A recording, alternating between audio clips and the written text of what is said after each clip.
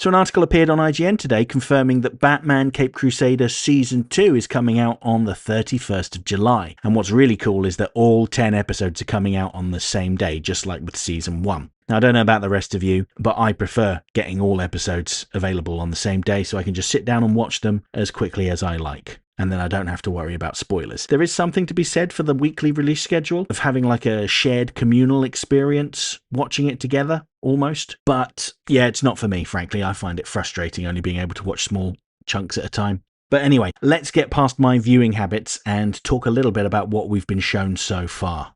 So their headline image features Batman standing in the neon lights in the snow. And I suppose that's an interesting point to start with, is that the environment may very well look a little different. There might be more varied weather, because Cape Crusader mostly took place on clear nights. I suppose in the last episode there was fog down at the docks, but yeah, for the most part the weather was pretty similar. And I know there are people that really dig seeing Batman in the snow, so if that's your thing and you're happy to see this, more power to you. But what I really want to get to is the villains.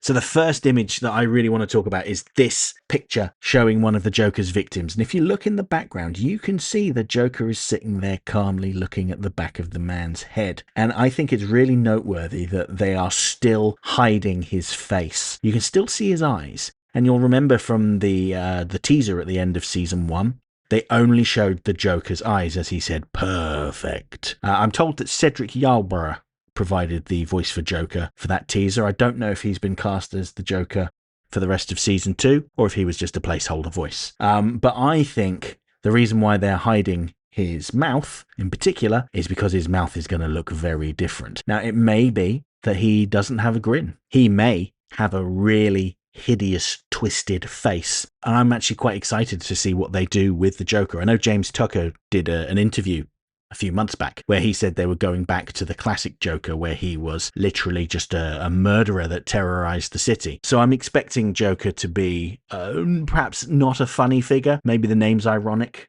or perhaps it's just because he looks like a clown. But yeah, moving on. They also revealed the show's Riddler. Now, you can see here he's got a fairly classic design. I suppose those purple-tinted spectacles might seem a little out of place in a pseudo-1930s/40s world, but I don't know. I don't really have anything strong to say about this design. We can see that he's a bank robber and there's been an explosion in a wall that he's escaping through, which indicates that perhaps he is perhaps more, I'm not sure what the word is, more violent, more explosive, yeah, potentially. Because you look at the next image we're shown, and you can see that the Riddler has fired bullets into the wall to draw his question mark symbol. Although it looks like the dot from the exclamation mark is actually a lipstick kiss. And actually, you can see here as well in this picture, sorry to go on a slight tangent, but I did just notice that Arnold Flass is there with Renee Montoya. You'll recall at the end of Season 1 that Flass had tried to murder Barbara Gordon in front of Commissioner Gordon. So I'm interested in seeing how he's still got his job, and particularly how he's been saddled with Montoya. But to get back to the Riddler, the next image I want to talk about shows Bruce Wayne reading a newspaper that says the Riddler wreaking havoc. Now, famously in Batman the Animated Series, and in fact in pretty much every Batman iteration, I suppose, the Riddler was always a difficult character to write because you had to come up with difficult brain teasers that weren't too contrived to kind of frame his escapades around. So I'll be very interested in seeing how they get around that problem, other than, hiring someone who is an expert at like jokes and puzzles and stuff to write the episodes. All right, the next image I want to show then is a figure in black standing in the flames. Now, he is wearing what looks a bit like a plague doctor mask. So immediately that makes me think of the Scarecrow, because IGN's article did note that Scarecrow is in this season. It's a very sleek black design, kind of in line with some of the redesigns from Season 1. For instance, Onomatopoeia was redesigned to essentially be like a 1940s gangster, but with the Soundwave mask. Not an awful lot to say about this one, but he looks very sinister, standing there very calmly among the flames. So I'm leaning towards that being Scarecrow. The next image I have is Harley Quinn. Now, to be completely honest with all of you, I wanted to see most of the villains return. I wanted to see more Lady Penguin. I want to see Harley Quinn again. I want to see Catwoman again. I want to see Clayface again. So I am pleased to see that Harley's here. Now, you can see from her expression, she is not exactly happy holding up this costume. Is she giving up the Harlequin costume identity, or is she drawing on it after a very difficult situation? We'll have to wait and see.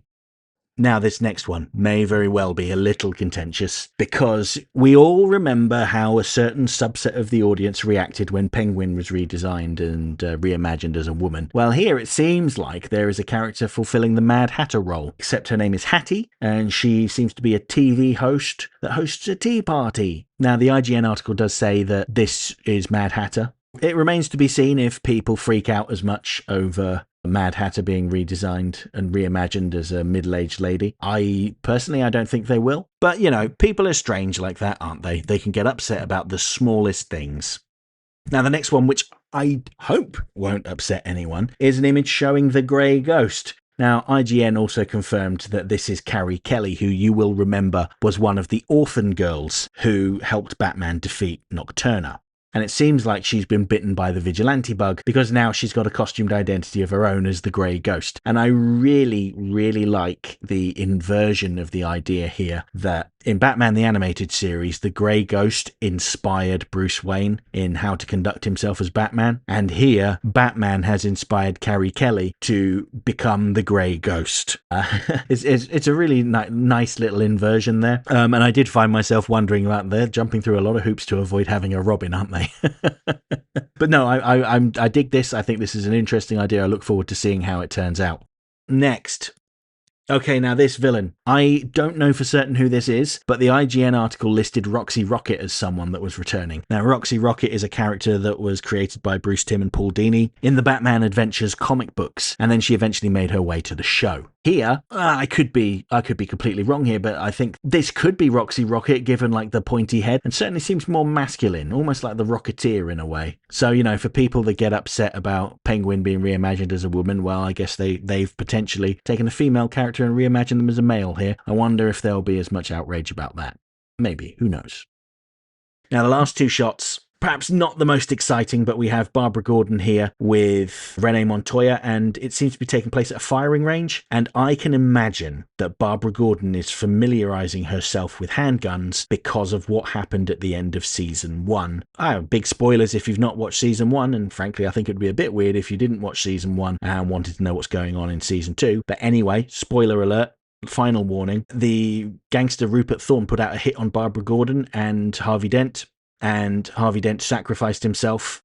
She seemed very traumatized by that, and her worldview, her optimistic and hopeful worldview, seemed like it may very well have been shattered in that moment. And you can see that Montoya doesn't look all that impressed with her, so I wonder if we'll see some hardening there.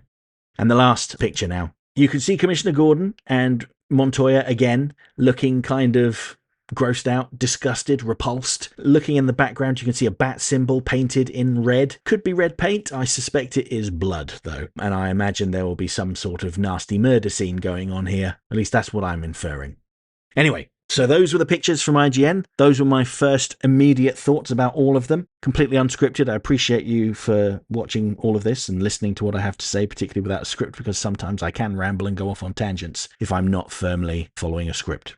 I now need to go off and try and dig out the contact details for my contact at Amazon so I can get early access to season 2 as well, because I'm really excited and I can't wait to see it. And I hope you feel similarly, because I will be making videos about this show pretty much as soon as it comes out. I've basically just got to go and upend the entire latter part of the summer of my content release schedule, because I write it out in advance. I'd planned things out until March, but I guess I'm just going to have to bump a fair few things to later in the year. Anyway, thanks for watching. Take care. Let me know what you are most excited about with Caped Crusader Season 2 in the comments below.